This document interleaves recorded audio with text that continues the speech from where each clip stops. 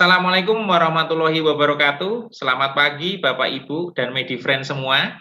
Kita berjumpa lagi dalam acara live streaming Medion. Pada kesempatan hari ini ya, live streaming Medion sudah masuki edisi yang ke-31. Untuk Bapak Ibu Medifriend yang kemarin belum sempat menyaksikan edisi-edisi sebelumnya, Bapak Ibu bisa saksikan melalui IGTV medion.id. Bagi Bapak Ibu dan Medifriend yang baru pertama kali mengikuti acara ini, program live streaming Medion ini diadakan dengan tujuan memberikan informasi seputar peternakan. Sehingga harapan kami dengan sumber-sumber informasi dan juga hal-hal yang kami sampaikan pada kesempatan pagi hari ini akan menjadi inspirasi bagi banyak pihak, bukan hanya sebagai pelaku usaha peternakan, tapi juga para rekan-rekan akademisi juga, ataupun bagi orang-orang yang lainnya. Oke, perkenalkan hari ini saya sebagai moderator, nama saya Wahyu Abdi Kurniawan ya, biasa dipanggilnya Pak Abdi, Mas Abdi, ayah baik dan imut. Saya lahir di Blora, 11 April 1983. Pendidikan terakhir saya adalah alumnus dari Universitas Jenderal Sudirman, Fakultas Peternakan. Saat ini saya bekerja sebagai District Assistant Manager di Madiun, Jawa Timur. Dan kita juga sudah terlihat ya, pemateri kita pada kesempatan pagi hari ini yaitu Mas Dr. Hewan Seftian Syahri Putra. Mas Seftian ini alumnus dari Fakultas Kedokteran Hewan Institut Pertanian Bogor dan saat ini telah bekerja sebagai tim Technical Education and Consultation di PT Medion. Apa kabarnya Mas Seftian? Baik Mas Abdi. Wah, luar biasa ya. Mas Abdi gimana kabarnya Mas? Alhamdulillah Mas Seftian sehat.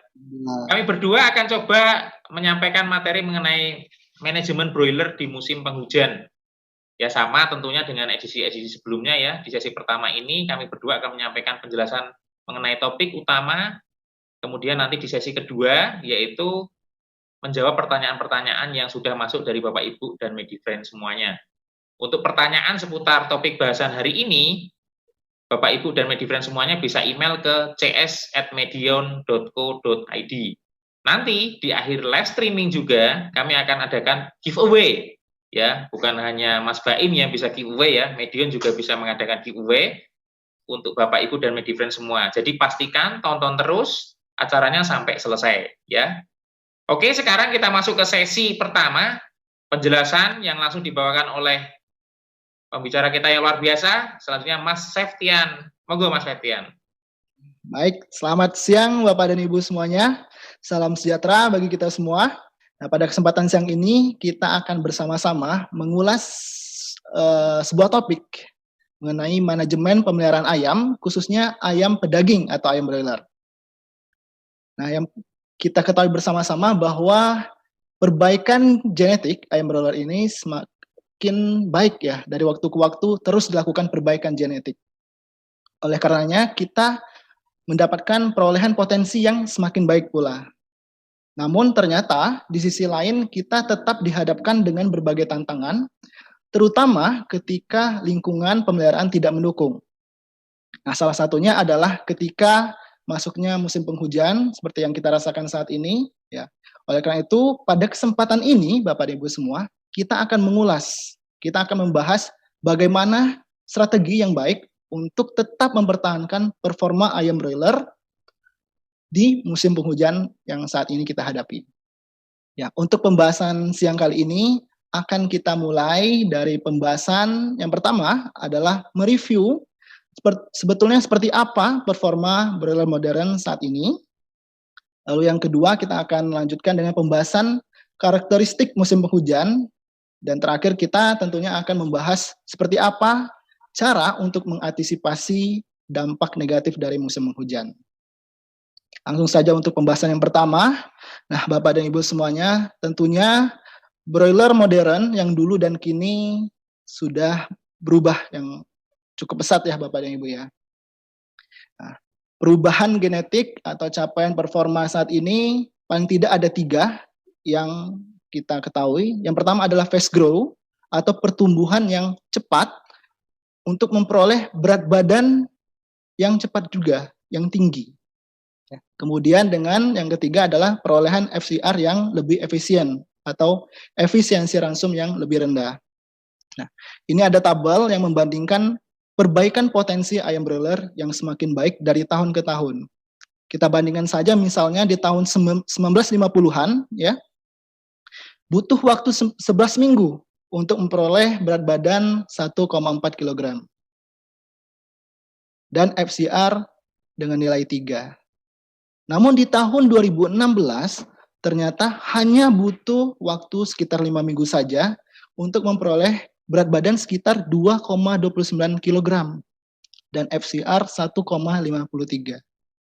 Dan semakin ke sini di tahun 2018 saja misalnya, dengan waktu panen yang sama sekitar 5 minggu, ternyata berat badan semakin tinggi, sekitar 2,39 dan FCR pun semakin efisien, yaitu 1,48. Nah, berikut merupakan gambaran dari potensi ayam broiler saat ini, yaitu fast grow, kemudian daging dada yang semakin besar, dan FCR yang semakin rendah. Namun demikian, Bapak dan Ibu, seperti yang tadi di awal sudah disampaikan bahwa tantangan masih terus kita hadapi, ya, mulai dari bulu yang tumbuhnya lebih sedikit, ya, pada ayam broiler. Nah, dengan sedikitnya bulu yang tumbuh ini, maka ayam akan semakin peka terhadap fluktuasi perubahan di lingkungan. Ya, dengan semakin pekahnya ayam terhadap lingkungan, maka ayam ini akan berespon. Ya. Responnya ternyata negatif, yaitu adanya efek stres. Ya. Nah, dengan adanya efek stres, maka di dalam tubuh ayam terjadi penurunan daya tahan tubuh atau imunitasnya berkurang, sehingga akan semakin sensitif terhadap infeksi agen penyakit, Bapak dan Ibu semua. Di sisi lain tadi otot dadanya semakin besar, namun ternyata di dalam tubuh ayam broiler ini tidak diikuti dengan perkembangan atau pertumbuhan organ di dalamnya. Ya, misalnya jantung, limpa, dan hati, ternyata ukurannya tetap seperti biasa. Dengan ukuran seperti ini, tentunya organ-organ ini akan lebih berat kerjanya, dan tentunya secara fisiologis akan memberikan dampak yang negatif juga terhadap ayam, terutama apabila kita tidak memberikan kondisi yang baik dan hal-hal yang penting terhadap penjagaan performa ayam broiler. Nah, dulu kebutuhan ayam broiler ini ya dimulai dari pakan terutama, kemudian air minum dan udara, namun sekarang sudah berubah. Ya, perubahannya dimulai dari kebutuhan udara yang lebih utama dan kemudian diikuti dengan air minum dan pakan. Sebetulnya untuk menyediakan udara, kemudian kondisi lingkungan yang nyaman untuk pemeliharaan ayam broiler, kita bisa menggunakan sistem pemeliharaan menggunakan kandang tertutup atau closed house. Ya, yang mana penggunaan kandang ini kita bisa mengontrol, kita bisa setting kondisi yang ada dalam kandang, baik itu suhu, kecepatan angin maupun kelembaban. Namun lain halnya ketika kita melakukan pemeliharaan dengan sistem kandang terbuka, Bapak dan Ibu, atau open house. Nah, tentunya dampak perubahan musim seperti musim penghujan saat ini akan lebih terasa terhadap capaian performa ayam broiler yang kita pelihara. Ya. Namun apakah penggunaan kandang tipe tertutup atau closed ini tidak ada dampaknya terhadap perubahan musim? Nah, tentu saja ada juga dampaknya, Bapak dan Ibu sekalian. Nah, seperti apa dampaknya dan apa yang perlu kita antisipasi, nanti kita akan jabarkan lebih detailnya di slide-slide selanjutnya. Oke. Nah, namun untuk open house maupun closed house, ya, sistem pemeliharaan kedua sistem pemeliharaan tersebut, target performa yang ingin dicapai tentunya sama, ya, mulai dari berat badan yang harus mencapai standar atau bahkan lebih, kemudian FCR-nya atau efisiensi konsumsi pakannya semakin rendah, dan ayam sehat, sehingga kematian atau mortalitas pun semakin rendah pula. Oke. Berkaitan dengan capaian performa, kita harus memastikan betul-betul setiap minggunya capaian terus kita peroleh sesuai standar. Ini merupakan tabel ya, yang tertampil di layar Bapak Ibu semua, yang membandingkan capaian dari ayam broiler di tahun 2017 dan 2018. Jika di tahun 2017 ya, 1 minggu pertama, capaian pertumbuhan bobot badan ayam broiler bisa sebesar 4,43 kali. Namun ternyata di 2018, capaian tersebut semakin tinggi, yaitu 4,62 kali. Begitu juga di minggu kedua, di tahun 2017, di minggu kedua capaiannya hanya 2,53 kali, sedangkan di minggu kedua di tahun 2018 capaiannya 2,75 kali. Lebih besar dibandingkan di tahun 2017. Nah, yang menarik di sini adalah bahwa ketika memasuki minggu ketiga, ternyata capaian di tahun 2018 cenderung lebih rendah dibandingkan tahun 2017. Ya, oleh karenanya kita semakin tahu bahwa pemeliharaan di minggu pertama dan kedua ini benar-benar perlu kita kawal ketat ya, agar nanti capaian di akhir masa panen ini bisa kita capai dengan baik. Nah, di sisi lain pola pertumbuhan ya dari ayam broiler ini di minggu kedua yang utama adalah hiperplasia ya, atau perbanyakan sel. Kemudian di minggu ketiga dan seterusnya pola pertumbuhannya adalah perbesaran sel atau hipertrofi ya Bapak dan Ibu. Nah, jika di minggu kedua ini ya, 2 minggu pertama ini hiperplasianya tidak terjadi dengan optimal, maka semakin sedikit sel yang akan diperbesar di minggu ketiga dan seterusnya. Dengan kata lain, maka dampaknya adalah bobot panen pada saat nanti ya akan lebih rendah juga. Nah, sebagai gambaran bahwa jika atau andai kata kita di minggu pertama mampu memperoleh berat badan lebih atau selisih lebih tinggi saja 10 gram dibandingkan standar, maka di masa panen kita bisa mendapatkan surplus sekitar 40-50 gram. Nah, ini cukup lumayan ya Bapak dan Ibu. Ya. Lalu terkait dengan pemeliharaan, untuk open dan close house tentunya juga memberikan sedikit perbedaan. Di close house, jumlah ayam per meter perseginya bisa kita peroleh lebih banyak pemeliharaannya ya, dibandingkan dengan open house. Kemudian dari segi tingkat kesehatan ayam ya, dari sisi mortalitas pada kandang close house relatif atau cenderung lebih rendah dibandingkan dengan open house ya. Kemudian meskipun umur panen dan berat badan cenderung tidak begitu jauh berbeda, namun secara FCR-nya maupun indeks performance-nya untuk close house juga lebih tinggi ya, cukup signifikan dibandingkan kandang open house Bapak dan Ibu semua. Oke. Nah, itulah tadi beberapa review tentang performa broiler modern. Selanjutnya kita akan memasuki seperti apa sebetulnya karakteristik musim penghujan. Nah, tentunya untuk musim penghujan ini kita tahu betul bahwa ada kondisi suhu yang lebih rendah dari biasanya. Kemudian kelembaban di lingkungan juga semakin tinggi. Nah, dua faktor ini ternyata memberikan efek terhadap berbagai macam agen penyakit seperti virus, bakteri, jamur, dan lain sebagainya untuk semakin berkembang lebih cepat, ya, lebih progresif. Oleh karenanya kita harus lebih berhati-hati lagi. Nah, untuk musim penghujan, dulu normalnya adalah terjadi perubahan musim antara kemarau dan penghujan sekitar April dan Maret atau September dan Oktober. Namun dengan adanya isu atau kejadian global warming ya yang terjadi, maka pergantian musim ini cenderung sulit untuk diprediksi. Namun dengan bantuan BMKG, Bapak Ibu semuanya, untuk tahun 2021 ini diprediksi bahwa musim hujan akan berlangsung hingga bulan Mei. Lalu BMKG juga menjelaskan bahwa kondisi hujan di tahun ini akan cenderung lebih basah. Ya, frekuensi dan debit hujannya pun akan lebih tinggi. Oleh karena itu, sekali lagi, dengan adanya informasi ini, kita harus lebih berhati-hati lagi dalam melakukan pemeliharaan. Kita harus mengantisipasi dampak negatif dari musim yang semakin memberikan dampak terhadap performa ayam broiler yang kita pelihara, Bapak dan Ibu semua. Nah, mengapa harus waspada terhadap musim penghujan? Nah, ternyata musim penghujan ini memiliki beberapa karakter. Yang pertama adalah curah hujannya tinggi. Ya. Dengan adanya curah hujan yang tinggi ini, maka berdampak terhadap kualitas air. Ya, ternyata kualitas air secara fisik ya, kemudian secara kimia maupun biologinya akan menurun. Kalau secara fisik warnanya mungkin agak keruh, kemudian agak berbau. Lalu secara kimia kandungan mineral, kemudian pH-nya, dan secara biologinya Bapak dan Ibu. Ternyata dengan adanya curah hujan yang tinggi, maka dapat memicu tingginya mikroorganisme seperti bakteri meningkat di air ya yang kita gunakan. Kemudian yang kedua, kelembaban udara semakin meningkat.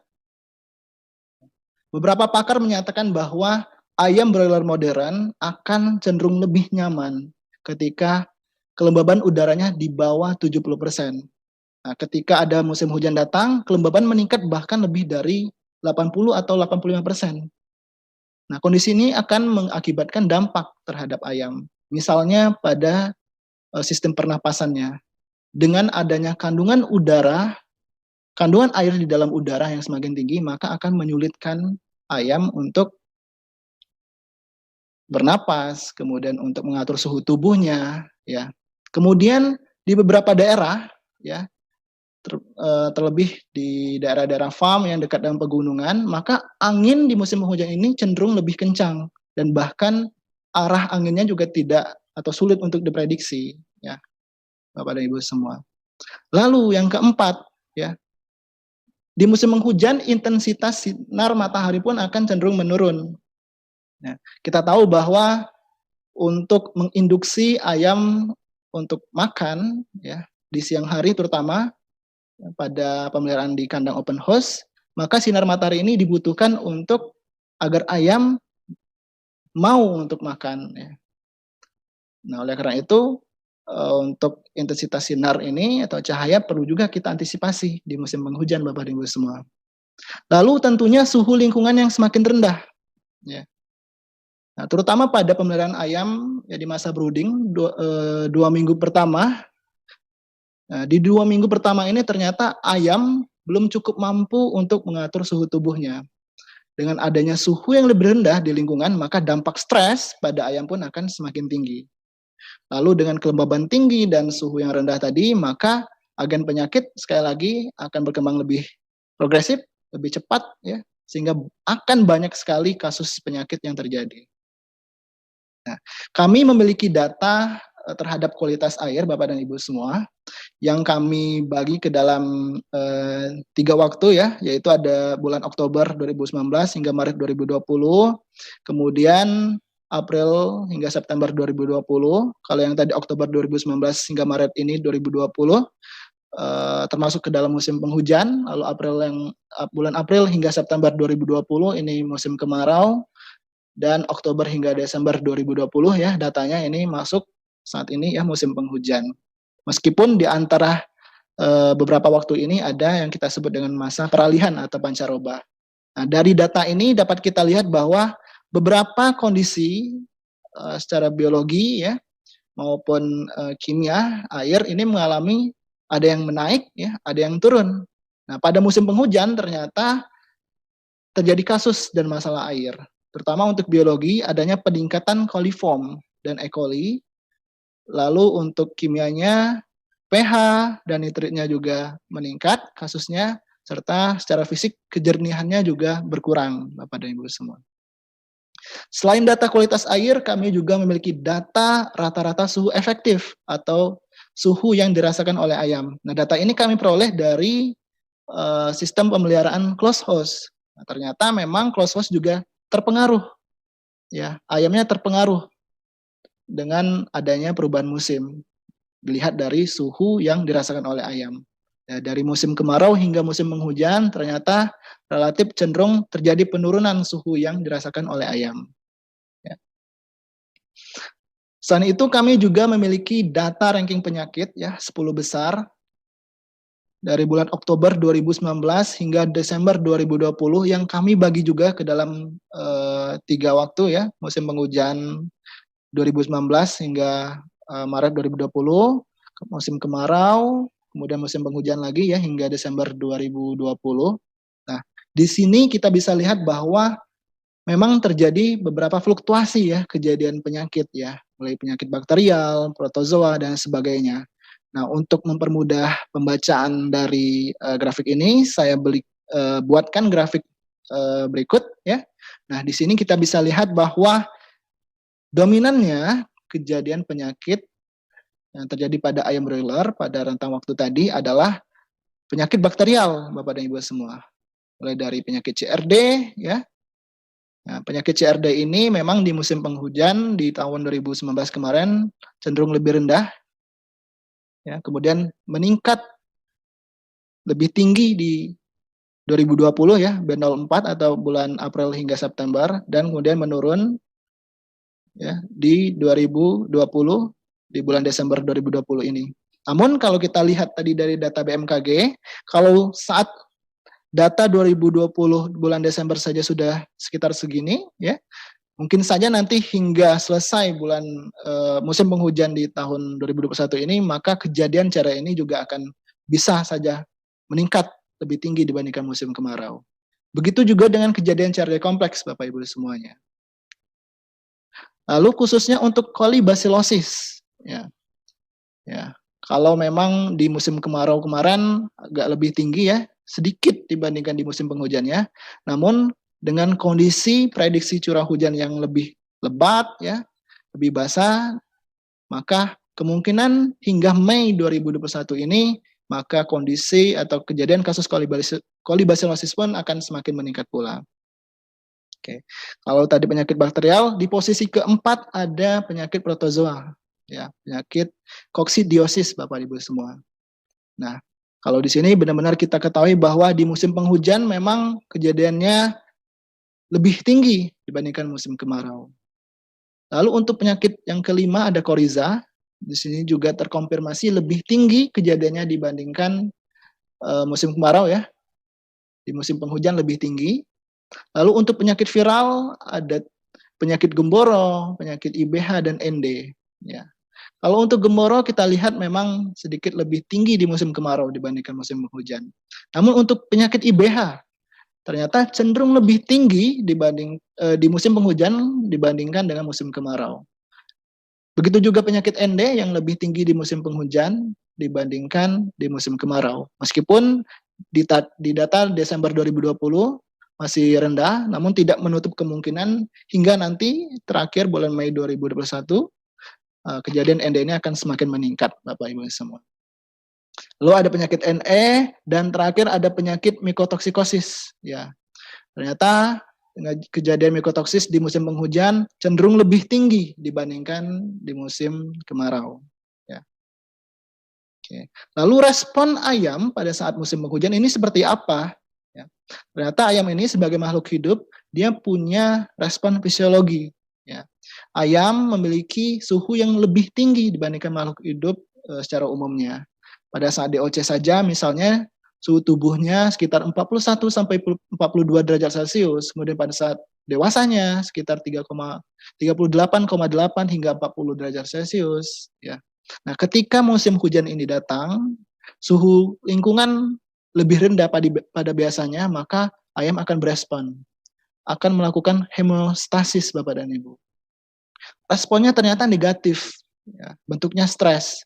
Yang mana stres ini secara fisiologi akan induksi tubuh ayam untuk menghasilkan hormon yang kita sebut dengan adenokortikotropik hormon. Nah, hormon ini ternyata berpengaruh terhadap metabolisme. Maka gangguan metabolisme terjadi sehingga pertumbuhan akan terhambat dan pada akhirnya ledakan ketidakseragaman pada flok akan terjadi. Selain itu terhadap gangguan fisiologis imunitasnya, ya, terjadi lazy leukocyte syndrome yang mana sel darah putih lebih cenderung tidak berespon terhadap agen infeksi penyakit. Lebih jauh lagi, beberapa organ limfoid atau organ kekebalan juga mengalami atrofi, ya, tidak berkembang dengan baik, Bapak dan Ibu semua. Nah, ini perlu sekali kita perhatikan. Oleh karenanya, ketika terjadi stres di dalam flok, ya, maka ledakan ketidakseragaman bisa terjadi. Maka kita temui ada ayam yang kecil, kemudian ada yang besar. Nah, ayam yang kecil ini ternyata berpeluang menjadi seeder birds atau amplifier birds. Nah, sewaktu-waktu kondisi ayam ini yang ternyata mengandung banyak agen penyakit ya akibat ketidaktahanan tubuhnya terhadap infeksi akan menjadi sumber penularan bagi ayam yang lain ya. Nah, kemudian suatu waktu akan terjadi ledakan penyakit yang menyebabkan gejala-gejala klinis muncul dan pada akhirnya kematian pun akan terjadi. Nah, saya berikan beberapa contoh penyakit ya yang terjadi pada musim penghujan. Yang pertama adalah penyakit koksidiosis. Nah, koksidiosis ini memang cukup meningkat di musim penghujan. Nah, kita tahu bersama-sama bahwa penyakit koksidiosis ini ya yang disebabkan oleh Eimeria akan ditularkan melalui ookista infektif atau ookista yang sudah bersporulasi. Nah, ookista ini membutuhkan beberapa waktu ya untuk menjadi infektif di lingkungan. Nah, pendukung atau pemicu cepatnya ookista ini untuk infektif salah satunya adalah kondisi basah dan lembab. Ya, suhu rendah begitu ya Bapak Ibu. Kemudian oksigen, kandungan uap air dan sebagainya. Nah, jika diterbasah dan lembab terutama ya, maka semakin cepat ookista ini akan menjadi infektif dan semakin cepat pula penyebaran di dalam flok akan terjadi. Nah, koksidiosis ini utamanya memang menyebabkan kerusakan pada saluran pencernaan ya dengan berbagai variasi keparahan. Kita mengenal ada ranging ya, ada 4 range keparahan koksidiosis ya. Nah, tentunya dengan adanya peradangan pada saluran pencernaan, maka nutrisi yang harusnya masuk ke dalam tubuh untuk digunakan untuk pertumbuhan, maka tidak bisa dipakai dengan baik. Maka pertumbuhan akan rendah, kemudian tentunya gangguan pencapaian performa akan terjadi.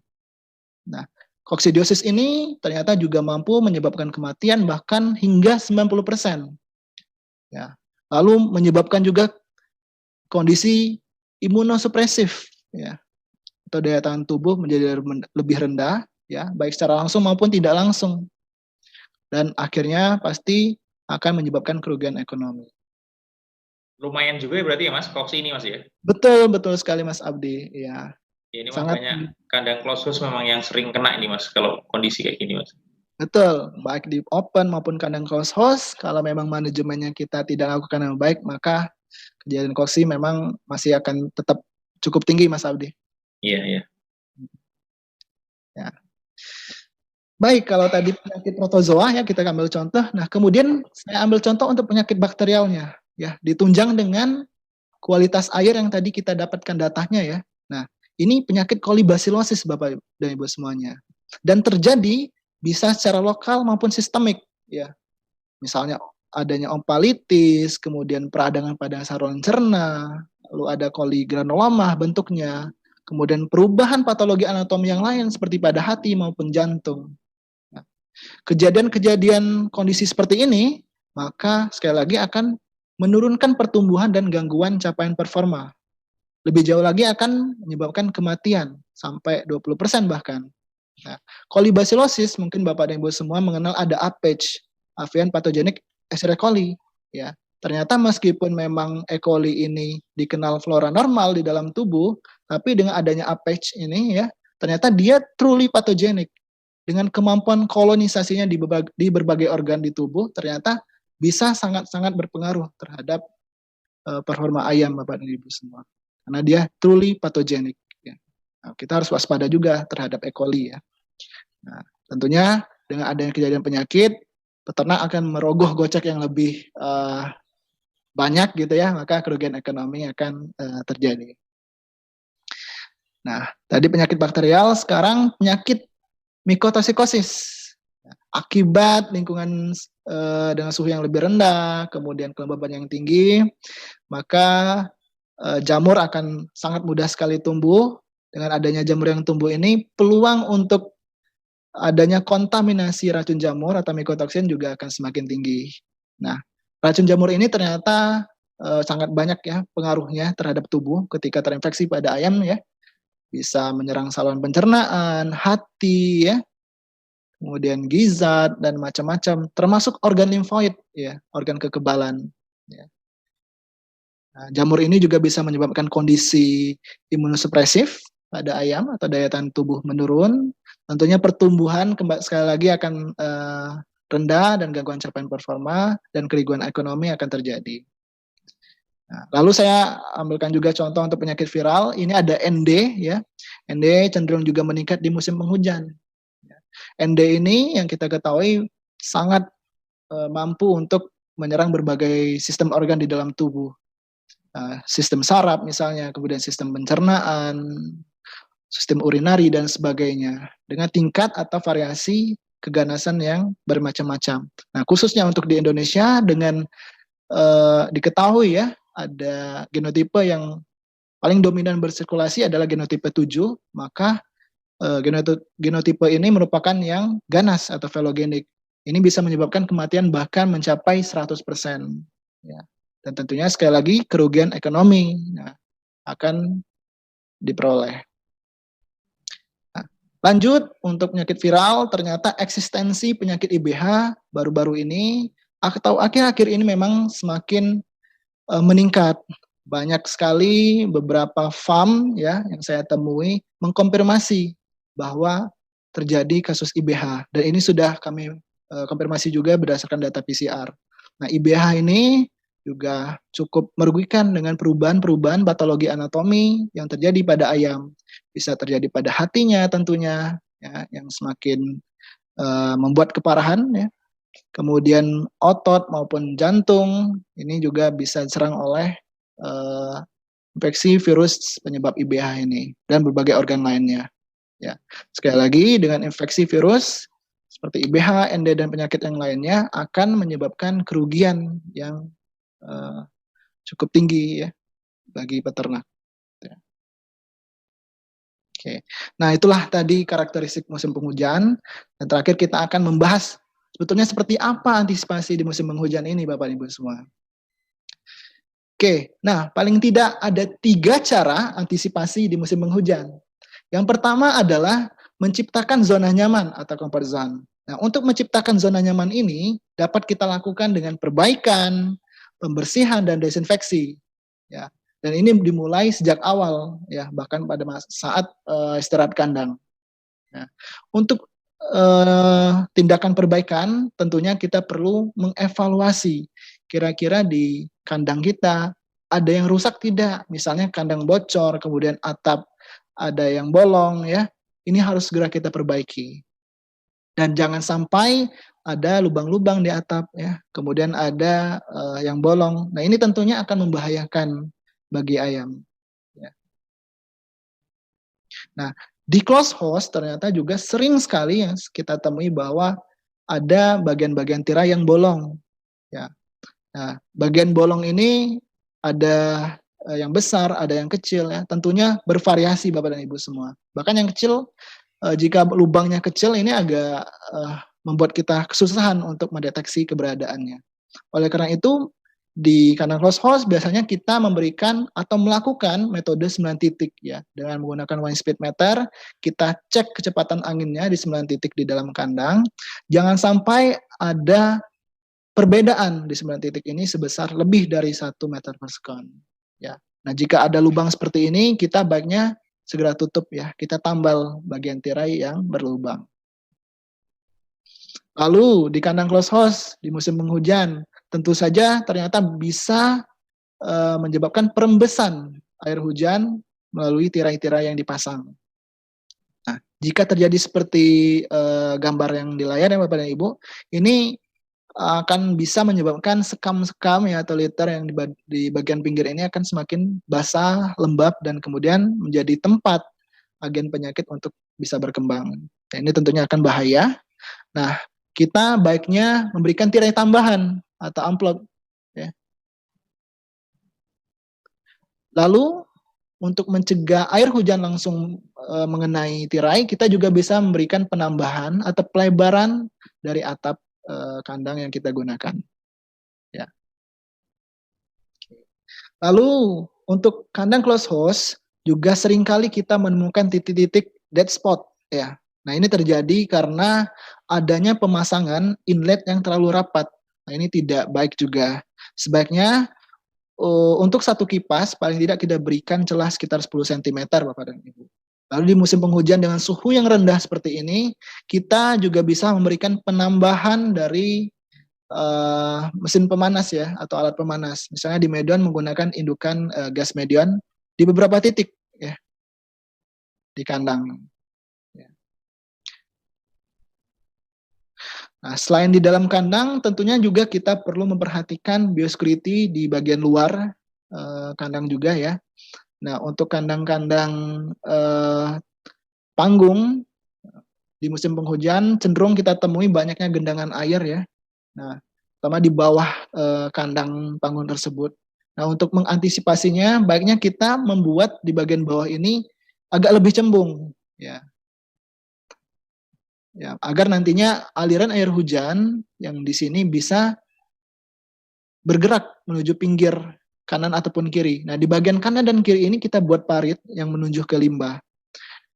Dengan melakukan hal ini, harapannya genangan air yang biasanya kita temui di bawah kandang panggung ya, biasanya ini akan dapat dicegah. Ya, selain itu semak dan rumput di sekitar kandang juga baiknya kita bersihkan untuk mencegah vektor atau serangga berkembang biak di situ. Malaria juga ya Mas ya? Bisa ya, penyebab malaria unggas Mas. Ya. Oke, selanjutnya sekali lagi untuk pembersihan kandang dapat kita lakukan sejak persiapan kandang, kemudian lakukan desinfeksi sebelum bahkan selama pemeliharaan juga bisa dilakukan.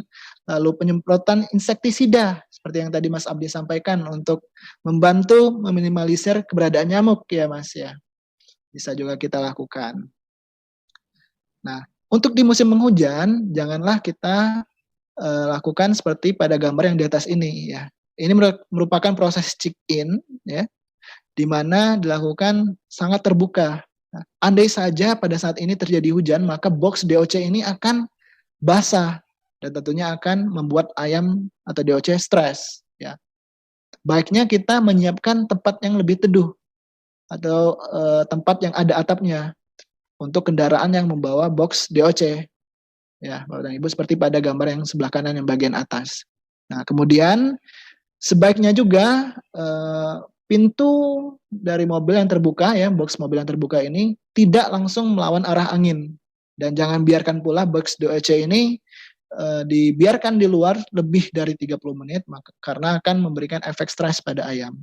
Lalu di dalam kandang tentunya kita harus benar-benar sudah persiapkan ya, tempat makan, minum, ketersediaannya, ya distribusi tempat makan dan minum ini juga harus disiapkan. Nah, DOC yang datang kadang-kala kita temukan dalam keadaan lemas, terutama pada saat jauhnya pengiriman dari tempat hatchery ke farm ini agak cukup jauh ya. Nah, untuk mencegah ayam yang lemas-lemas tadi semakin lemas ya, semakin lemah gitu ya, maka kita bisa berikan suplai energi. Nah, di Medion punya produk yang namanya Gingertol yang memiliki komposisi sorbitol ya. Nah, sorbitol ini dapat dimanfaatkan sebagai sumber energi siap pakai dan kemudian juga memiliki komposisi ekstrak jahe merah yang akan membantu menghangatkan kondisi tubuh DOC pada saat check-in ya. Nah, sekali lagi jangan sampai dilakukan check-in ketika hujan ya, tanpa mengantisipasi terjangan air hujan yang bisa mengenai box-box DOC. Dan jangan sampai juga kandang brooder ya, kandang brooder yang kita gunakan ini belum sama sekali siap. Oke, nah pada saat brooding ya kita bisa mengevaluasi apakah ayam nyaman ya, apakah ayam tidak nyaman di dalam kandang. Ya. Nah kita bisa mengevaluasinya dari sebarannya ya, terutama di musim penghujan ini. Ya. Jika suhu di dalam kandang dengan melihat sebarannya ternyata tidak bagus ya, suhunya mungkin lebih rendah ya, maka kita bisa menambahkan pemanas atau meningkatkan suhu dari pemanas. Atau bahkan jika suhu pemanasnya terlalu tinggi, kita bisa mengatur suhu pemanasnya menjadi lebih rendah. Kita bisa melihat sekali lagi dari sebaran ayam. Oke, lalu untuk manajemen ventilasi udara, sebaiknya baik di open maupun close kita berikan celah ya. Paling tidak kalau untuk di open host ini kita bisa berikan celah sekitar 20 sampai 30 cm agar udara bisa masuk ke dalam kandang. Dan jangan sampai di lapangan kita melakukan hal seperti ini ya. Maka di sini ada gambar ya bahwa penutupan tirai terlalu rapat. Nah, akibatnya oksigen yang diperlukan ayam ya, untuk menghasilkan energi untuk tumbuh ini tidak terpenuhi. Ya, maka ayam akan stres, maka banyak efek yang terjadi, misalnya hipoksia dan lain sebagainya, begitu ya. Nah, maka sekali lagi tetap berikan celah ventilasi. Lalu di musim penghujan, kadang-kala juga kita tidak bisa memprediksi kedatangan hujan, ya. Kapan datangnya hujan, lalu arah anginnya.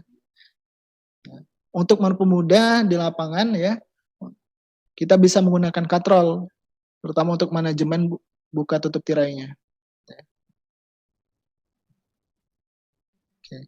Lalu, andai kata ternyata ada atap yang bocor dan akhirnya sekam basah, maka segera ganti sekam dengan sekam yang baru, yang kering. Ya, kalau tidak susah gitu ya, tidak bisa untuk segera menggantinya atau memindahkan sekam yang basah, maka kita bisa tumpuk sekam tersebut dengan sekam yang baru. Namun sebaiknya sebelum ditumpuk kita berikan dulu kapur tohor ya untuk membunuh mikroorganisme yang ada. Nah, kemudian untuk cara mengantisipasi yang kedua adalah mengurangi jumlah bibit penyakit. Nah, untuk mengurangi bibit penyakit ini kita bisa mulai dengan melakukan pembatasan keluar masuk tamu. Ya. Kita batasi siapa saja yang boleh masuk, ya siapa saja yang perlu masuk atau tidak di dalam farm maupun kandang kita. Dan juga lakukan sanitasi ya secara personal bagi petugas atau orang yang masuk ke dalam farm maupun kandang. Nah, salah satunya bisa menggunakan antisep ya, produk Medion. Lalu selama masa pemeliharaan juga bisa dilakukan disinfeksi. Ya.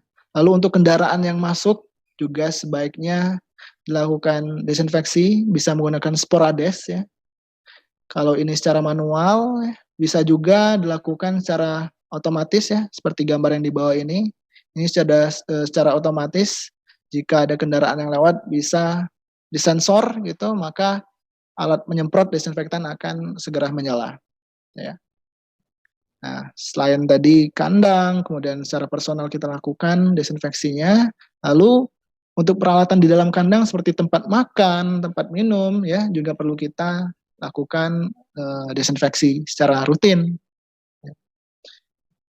Nah, apabila ada ayam yang mati di dalam kandang, ini juga harus kita segera singkirkan, kita jauhkan dari kandang untuk mencegah penularan penyakit dari ayam yang mati tadi ya, atau bahkan ayam yang sakit, kita segera pisahkan terhadap ayam-ayam yang sehat di dalam kandang. Dalam kaitannya di musim penghujan, kualitas air menjadi lebih jelek, maka ada baiknya kita rutin melakukan pengujian kualitas air. Nah, Medion punya Medilab yang memiliki layanan untuk uji kualitas air, ya, Bapak dan Ibu semua. Nah, harapannya dengan melakukan uji kualitas air secara rutin, kita bisa memprediksi, bisa mengetahui kondisi air yang kita gunakan di peternakan kita. Nah, kemudian untuk mengurangi kontaminasi E. coli, ya, keberadaan E. coli, atau bahkan penularan dari penyakit yang lainnya melalui air yang kualitasnya jelek tadi ya, maka kita perlu lakukan sanitasi. Ya. Bisa menggunakan produk disinfektan seperti Medisep, ya, Antisep maupun Desinsep dengan metode 3-2-3, yaitu 3 hari dengan pemberian sanitasi air minum, kemudian 2 harinya free, ya, menggunakan air biasa, kemudian 3 harinya lagi menggunakan desinfektan. Nah, lalu kita temui juga di lapangan ternyata kandungan E. coli terus-menerus tidak habis-habis misalnya. Nah, ini juga kadang ada kaitannya dengan pembentukan biofilm di peralatan minum atau bahkan di nipple bagi peternakan yang menggunakan nipple. Nah, oleh karenanya kita perlu menggunakan atau melakukan flushing, ya Bapak dan Ibu semua. Kita perlu menguras toran, ya, sumber tempat atau wadah air minum, kemudian lakukan flushing di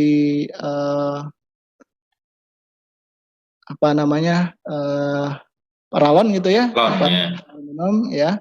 Nah, ini bisa menggunakan beberapa cara. Yang pertama adalah menggunakan air bertekanan tinggi, kemudian secara kimianya kita bisa menggunakan hidrogen peroksida, atau bisa juga menggunakan asam sitrat dan cuka, dan kemudian bisa juga menggunakan gelombang ultrasonik, ya. Salah satunya dengan menggunakan harsonik, ya, baik yang menggunakan 1 transducer atau 2 transducer. Nah, kemudian yang ketiga, kita menjaga daya tahan tubuh ayam. Nah, untuk menjaga daya tahan tubuh ayam ini kita tentunya harus memastikan bahwa nutrisi, pakan maupun kualitas air minum di kandang ini tersedia, ya, dengan baik. Lalu yang di lapangan sering terjadi adalah ransum yang diberikan kurang, sehingga feed intake-nya juga tidak tercapai, bahkan tercecer. Nah, untuk itu kita juga bisa memberikan atau mengantisipasi ransum yang tercecer ini dengan menggunakan multifeeder, ya. Multifeeder ini adalah tempat pakan yang bentuknya bersekat-sekat, dan ini akan membantu untuk mencegah pakan tadi keluar atau tercecer. Nah, kemudian di lapangan juga seringkali bahkan ransumnya diberikan terlalu banyak. Nah, lalu lama untuk diganti. Akhirnya kualitas turun, basah, kemudian menggumpal pakannya, baunya tengik, ya. Dan ini rawan sekali tempat tumbuhnya jamur. Nah, oleh karena itu harus lebih waspada, ya. Dan jangan sampai juga membiarkan tempat minum ini bocor, ya. Pada saat kita melakukan pemberian air minum harus lebih hati-hati lagi. Nah, untuk pemberian multivitamin, Medion memiliki beberapa produk, ya, bisa Vitachix, Strong and Fit, ya, Pasbro, Nebro, dan Strong and Fit, ya, baik produk secara kimia maupun herbal, ini bisa menjadi salah satu produk yang bisa dipakai Bapak Ibu semua. Oke. Nah, kemudian untuk tetap mempertahankan nutrisi di dalam pakan, ya, agar ayam tetap tumbuh dan maksimal. Nah, Medion juga memiliki produk premix, yakni Mix Plus Bro BAP12A, ya, yang akan membantu melengkapi kebutuhan vitamin, mineral, dan asam amino, kemudian akan membantu proses pencernaan, dan, ya, ternyata bisa juga membantu untuk mengikat racun jamur seperti aflatoksin, fusarium, dan lain sebagainya, serta meningkatkan daya tahan tubuh ayam. Oke. Selain itu, di era tidak dibolehkannya AGP pada saat sekarang ini, Medion juga memiliki produk substitusi, ya, yakni OptiGreen, ya. Nah, produk ini juga bisa dipakai untuk meningkatkan performa ayam, meningkatkan daya tahan tubuhnya, serta mengurangi angka kematian akibat mikroorganisme.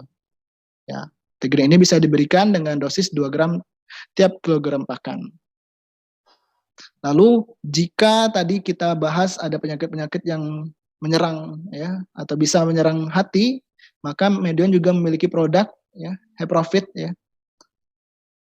Heprofit ini juga bisa diberikan untuk membantu melindungi sel hati dari kerusakan, misalnya dari infeksi virus IBH atau mikotoksin, serta tentunya bisa mengoptimalkan performa ayam. Oke. Nah, jika ayam sudah terlanjur sakit, misalnya akibat infeksi bakteri ataupun protozoa, Medion juga punya produk yang mampu mengatasi kedua sumber infeksi ini sekaligus. Ya, ada terapi, ya, ataupun produk yang herbalnya yaitu Vetera. Lalu untuk meningkatkan daya tahan tubuh ayam bisa menggunakan Imustim sebagai imunomodulator. Ya. Nah, selain tadi, ya, biosecurity, kemudian ketersediaan pakan, minum yang berkualitas dan kuantitasnya tercukupi, maka vaksinasi dengan waktu yang tepat juga perlu dilakukan. Nah, vaksinasi ini akan memberikan perlindungan dari dalam tubuh ayam. Nah, ini merupakan panduan umum yang bisa digunakan, ya. Namun tentunya perlu sekali lagi disesuaikan dengan kondisi peternakan Bapak dan Ibu sekalian. Ya. Baik, demikian mungkin saya simpulkan bahwa ternyata musim penghujan ini tetap memberikan dampak bagi pemeliharaan, baik itu di open house maupun di closed house. Nah, untuk mencegahnya kita perlu melakukan berbagai macam antisipasi untuk mencegah dampak negatif tadi ya, baik dengan sanitasi ya, biosecurity dan vaksinasi, dan tentunya dengan manajemen pemeliharaan yang baik. Oke, untuk selanjutnya saya kembalikan ke Mas Abdi. Oke, Bapak Ibu, Medifriend sekalian, itu penjelasan mengenai topik pada kesempatan pagi hari ini ya. Kita akan break kurang lebih 5 menit. Nanti Medifriend semua bisa langsung join kembali ke live streaming Medion. Pertanyaan-pertanyaan yang sudah masuk dari Medifriend semuanya akan kita coba jawab dan bahas satu persatu. Jadi sekali lagi jangan lupa untuk join kembali setelah ini.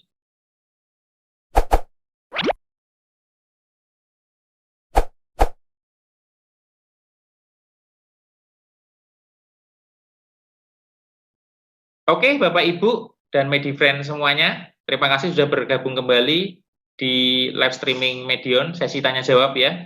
Untuk yang belum gabung, silahkan segera bergabung karena kita akan segera mulai sesi tanya jawabnya. Baik, kita mulai langsung dengan pertanyaan yang sudah masuk ke live streaming tadi ya. Ini ada pertanyaan dari mungkin yang orang Jakarta Barat nih Mas ya. Setiap daerah kan kondisinya beda-beda nih Mas, terutama di Jakarta Barat ya, dengan kondisi air yang tinggi, kandungan logamnya, bagaimana performanya bisa tercapai sesuai target ini Mas? Ya, oke. Baik, terima kasih Mas Abdi. Ya, oke, memang beberapa wilayah punya karakteristik ya, terutama air, dan ini juga berdampak kejadiannya ya cukup meningkat ketika di musim penghujan seperti ini Mas Abdi. Ya, untuk di Jakarta Barat setahu saya tingkat mineralnya itu cukup tinggi sehingga kita sebut dengan air sada ya di Jakarta Barat. Nah, jika air dengan kondisi sada ini diberikan, maka ada beberapa hal yang menjadi perhatian. Nah, air sada jika kita berikan atau kita campurkan dengan misalnya antibiotik atau vitamin ya. Nah, ini juga akan mengganggu kelarutan dari campuran dari beberapa sediaan ini. Nah, ini tentunya akan mengganggu potensi dari produk-produk yang diberikan.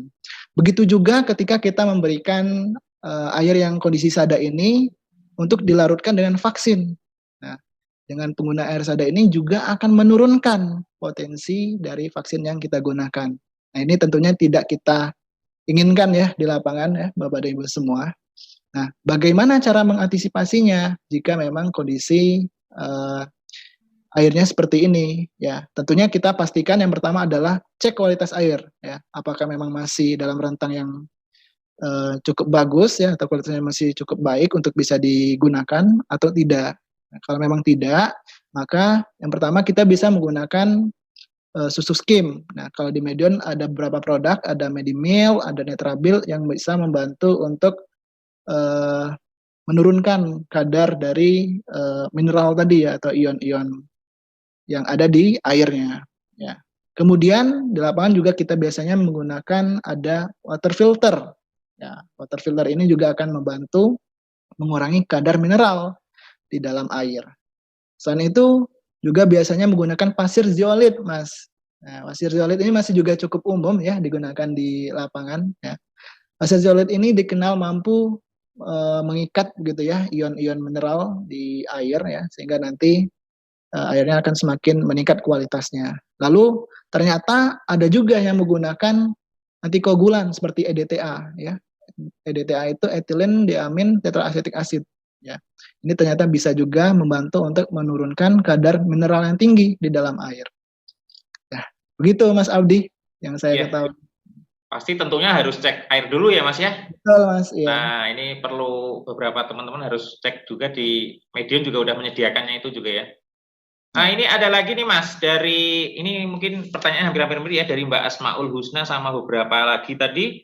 Di musim hujan seperti ini bagaimana nih Mas cara mengatasi lingkungan kandang yang selalu lembab ya? Efeknya ini salah satunya pasti membuat sekam sering basah ya. Silakan Mas Septian. Terima kasih pertanyaannya Mbak.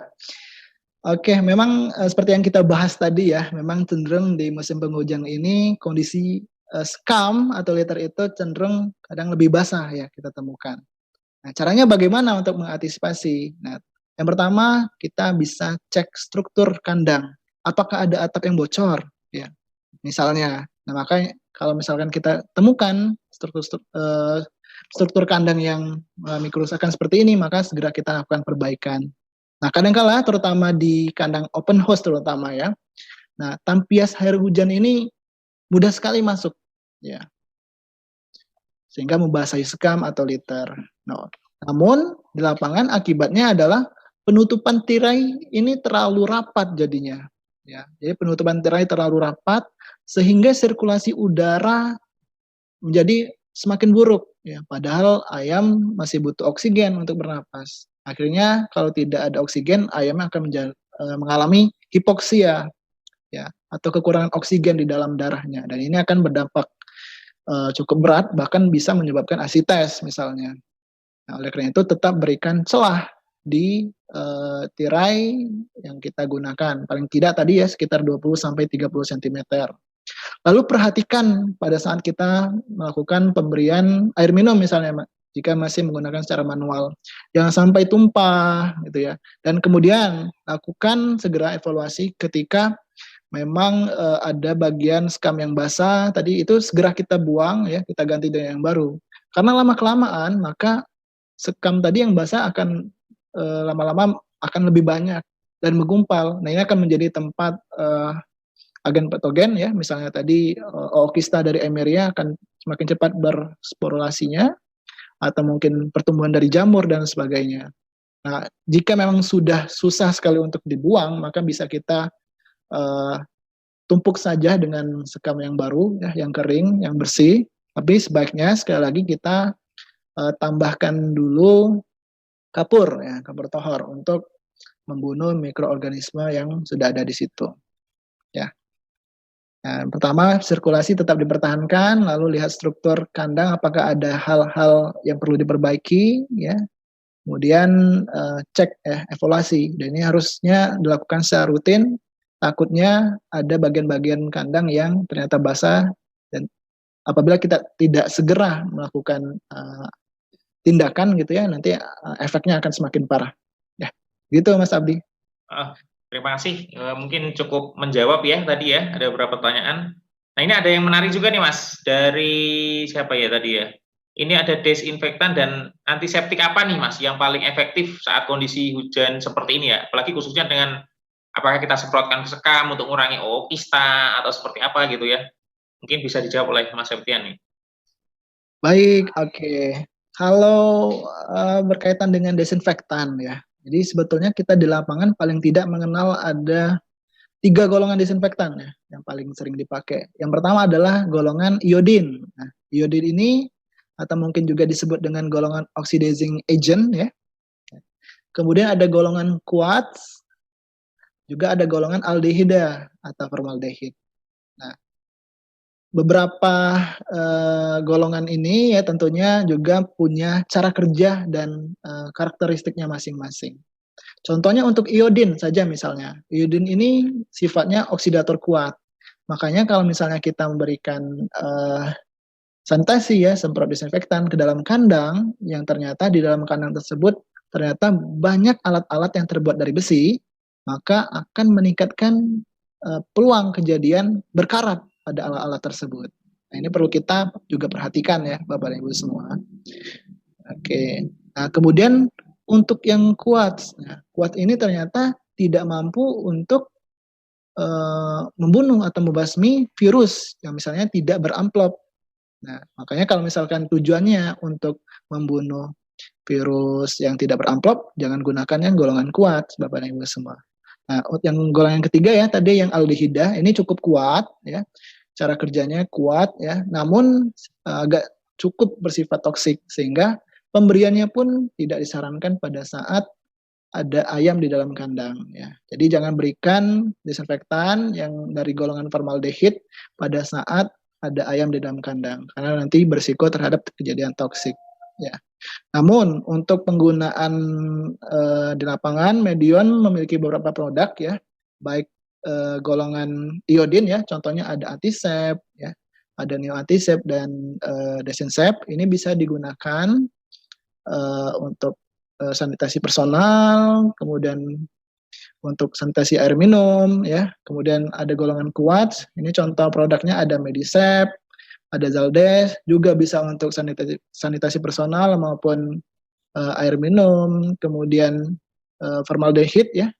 Contoh produknya ada Sporades dan Formades. Ini juga bisa digunakan untuk desinfeksi, misalnya untuk lingkungan kandang ya pada saat kandang kosong, dan atau untuk desinfeksi misalnya ada kendaraan yang masuk ke dalam lingkungan kandang. Nah, sekali lagi, ketiga golongan ini perlu diperhatikan tujuannya untuk apa, apakah untuk virus yang tadi ada amplopnya atau tidak, atau khususnya untuk iodin, bagian yang kita akan semprot tersebut ternyata punya akan ada alat-alat yang terbuat dari besi atau tidak. Nah, contohnya ini, di close house ya terutama ya, biasanya karena alat-alatnya terbuat dari besi ya.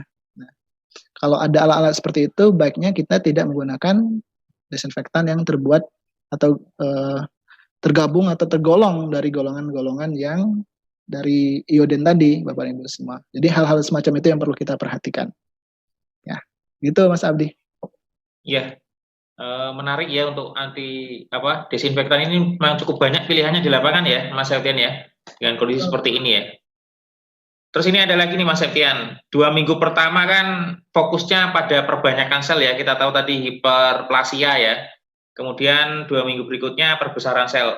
Ini apa ada formulasi ransum yang khusus ini Mas, agar pertumbuhan selnya bisa maksimal? Karena kan kondisi kayak gini ya Mas ya, dengan dingin, rata-rata peternak mesti alasannya slow growth gitu Mas, atau gimana gitu. Nah ini ada beberapa pertanyaan seperti itu nih Mas. Monggo silakan Mas Septian. Baik, oke. Nah, untuk pola pertumbuhan hiperplasia, ya, baik juga hipertrofis, sebetulnya yang penting adalah kita pastikan konsumsi ransum ke dalam tubuh ayam ya atau feed intake ini masuk ya, yang pertama. Kemudian ketersediaan nutrisi yang terkandung di dalam pakan tersebut itu sesuai kecukupan. Ya.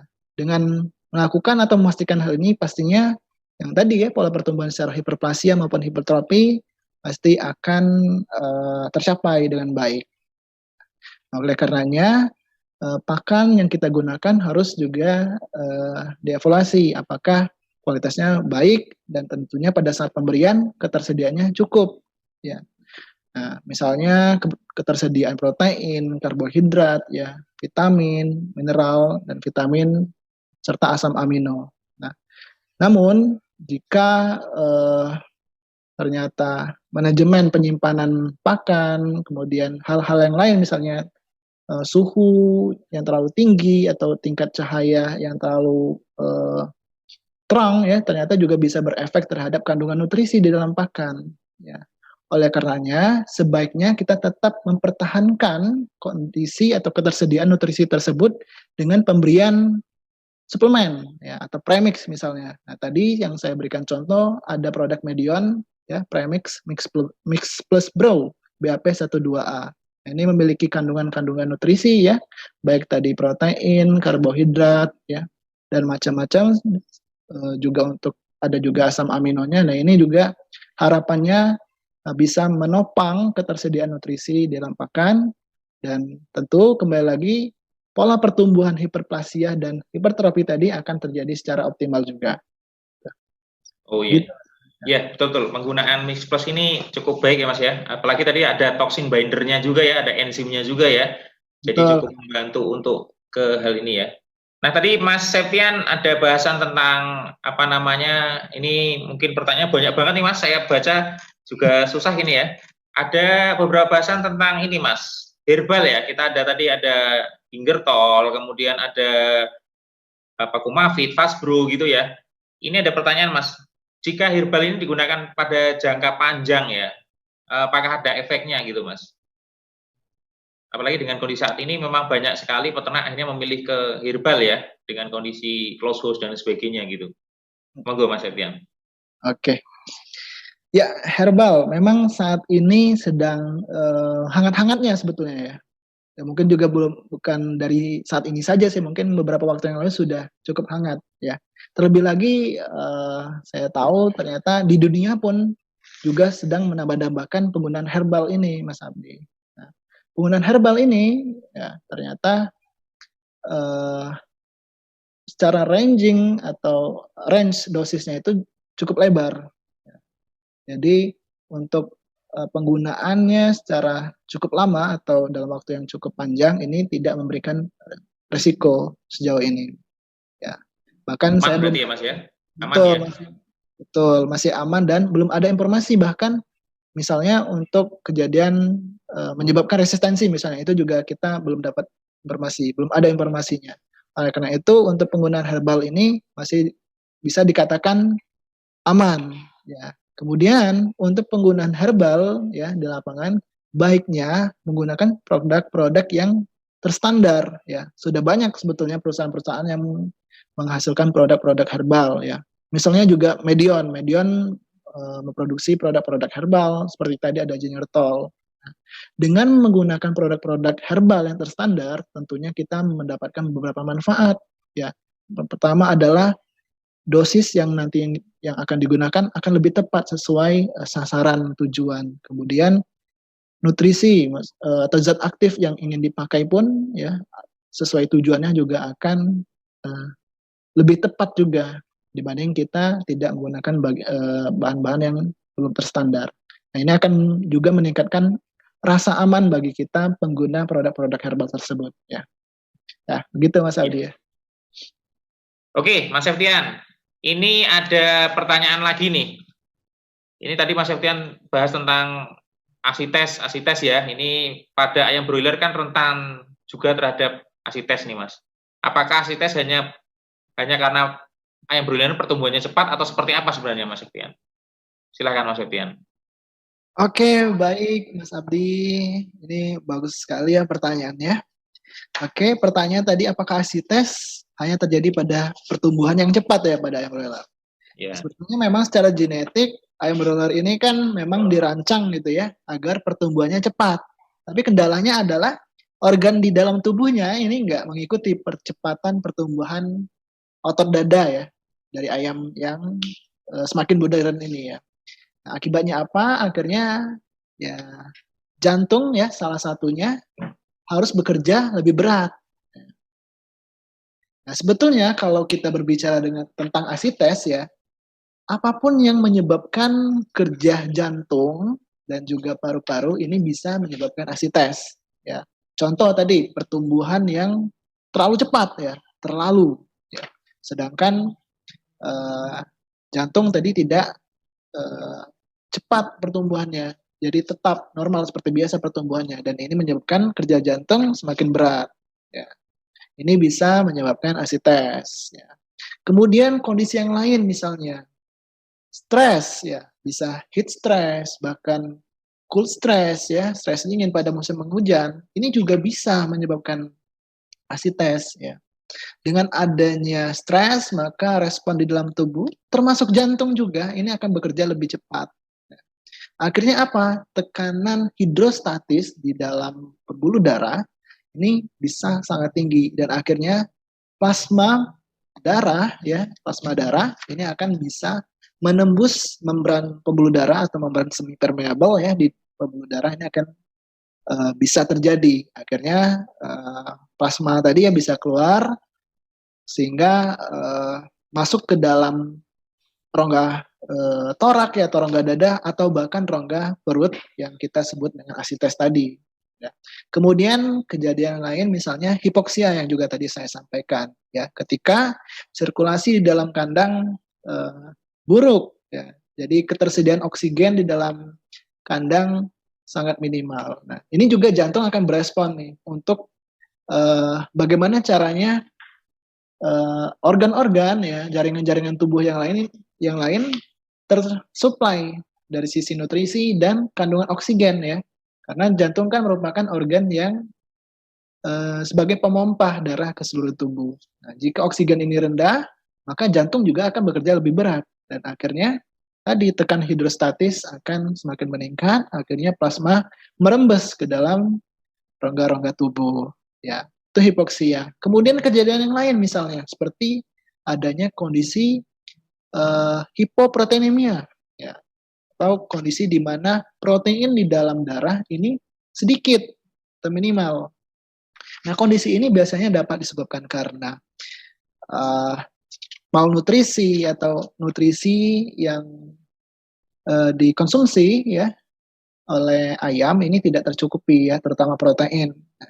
Dengan rendahnya protein di dalam plasma, di dalam darah, ini maka bisa menyebabkan rembesan tadi ya, plasma darah juga keluar ke rongga-rongga tubuh. Nah, bukan hanya sekedar malnutrisi saja penyebab rendahnya protein, juga bisa terjadi ketika adanya keracunan misalnya, keracunan yang menyebabkan kerusakan pada hati sebagai organ organ untuk menetralisir racun ya. Nah, kemudian kondisi-kondisi lain yang menyebabkan hipoproteinemia, misalnya adanya kerusakan ginjal maupun hati yang disebabkan oleh infeksi-infeksi agen penyakit misalnya. Ya, itu juga secara kronis juga bisa menyebabkan kejadian asites.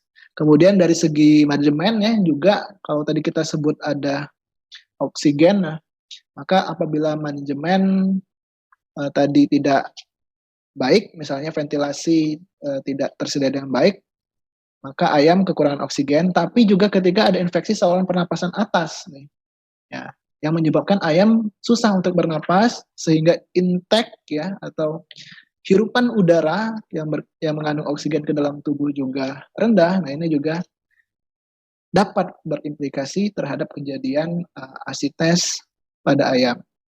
Jadi beberapa kondisi tadi bukan hanya sekedar adanya percepatan tumbuh yang terlalu besar sehingga terjadi asites, tapi banyak lagi faktor-faktor yang bisa menyebabkan asites. Oleh karenanya kita perlu mengantisipasi hal-hal apa saja tadi yang bisa menyebabkan asites. Ya. Begitu Mas Aldi. Ya, betul-betul. Ada hipoksia tadi ya Mas ya, malnutrisi, malmanajemen ya, dan juga beberapa keracunan juga bisa ya tadi ya. Oke. Mungkin MediFriend pasti udah jelas ya untuk yang ini ya. Nah, ini ada lagi nih Mas, pertanyaan selanjutnya Mas. Kapan sebaiknya melakukan pengamatan tingkah laku broiler? Atau berapa kali nih dalam sehari gitu? Oke. Baik. Dalam hal kaitannya melakukan pengamatan, sebetulnya kita nggak punya standar khususnya. Tapi baiknya kita paling tidak melakukan nih. Misalnya berdiam diri sekitar kurang lebih 15 menit lah. Ya, kita duduk ya tenang ya, bisa di depan pintu gitu, dari di dalam kandang ya, kita amati bagaimana perilaku ayam yang kita pelihara. Apakah ada perilaku-perilaku yang menyimpang atau jangan-jangan ada penampilan-penampilan fisik yang juga abnormal, misalnya ada yang kecil ya, atau bahkan ada yang pincang segala macam. Nah, dengan kita berdiam diri ya, itu secara tenang, kita akan lebih bisa fokus untuk mengamati kondisi-kondisi ayam ya. Nah, kemudian berkaitan dengan bagaimana cara melihat kondisi-kondisi ayam, ini juga perlu kita kaitkan dengan waktu dan lokasi bagaimana kita melakukan pengamatan ya.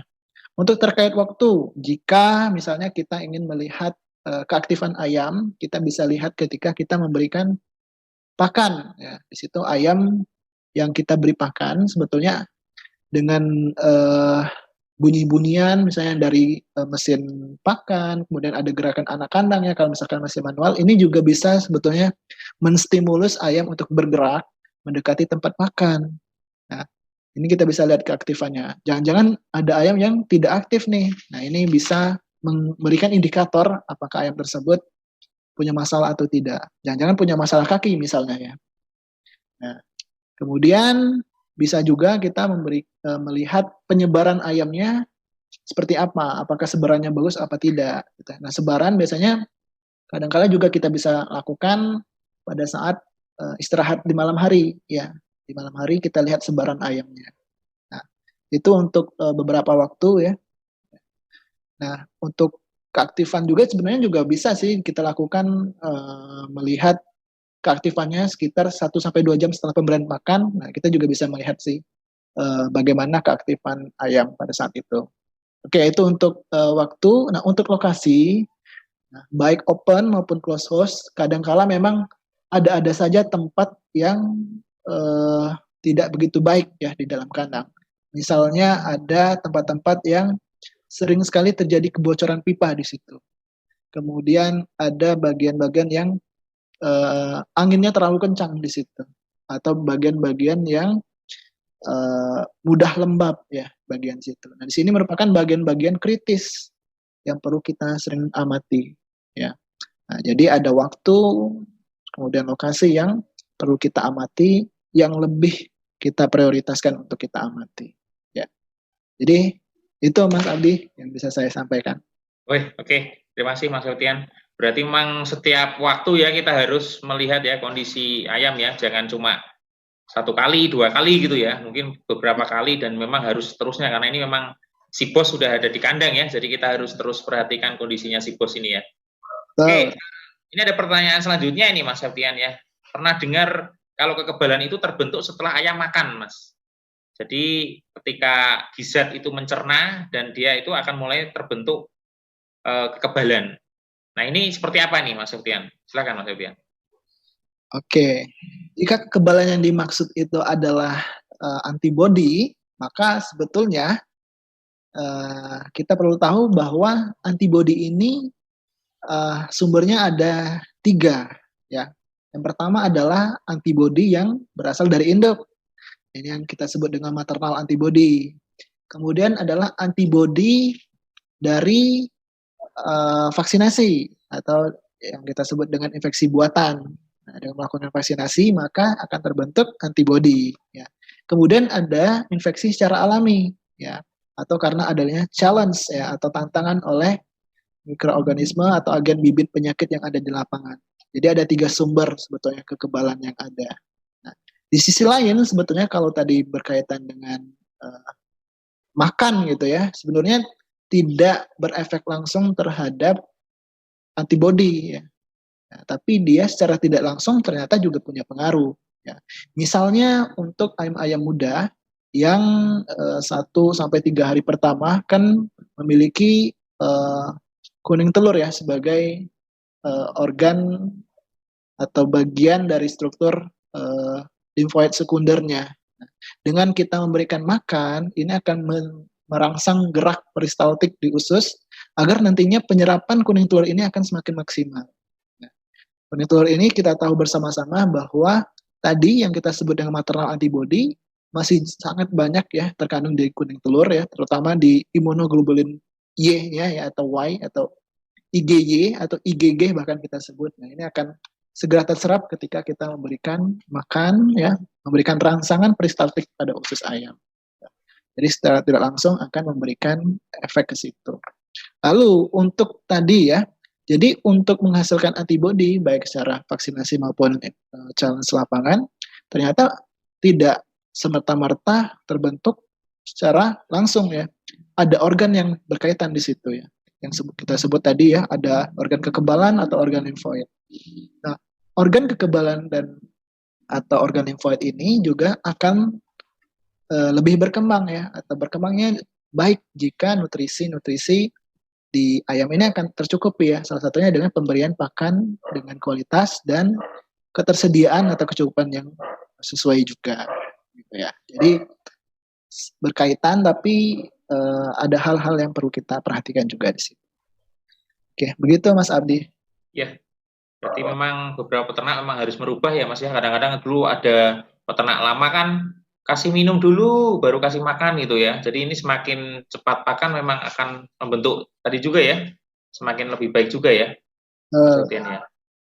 Oke, Bapak Ibu, MediFriend semua, itu tadi jawaban dari pertanyaan-pertanyaan yang Bapak Ibu kirimkan tadi lewat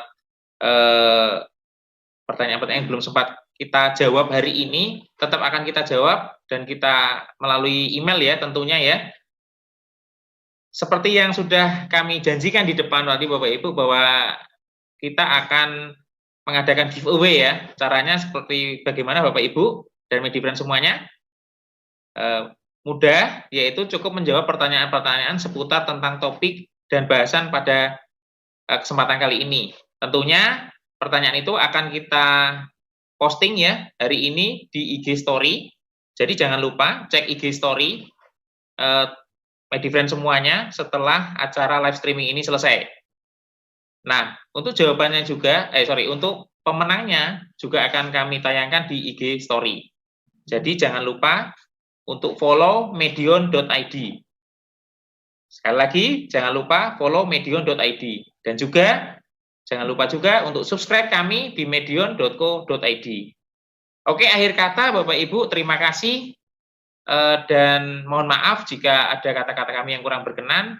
Dan saya, Mas Abdi, dan juga Mas Septian Syahputra mengucapkan terima kasih dan sampai jumpa. Terima kasih. Terima kasih.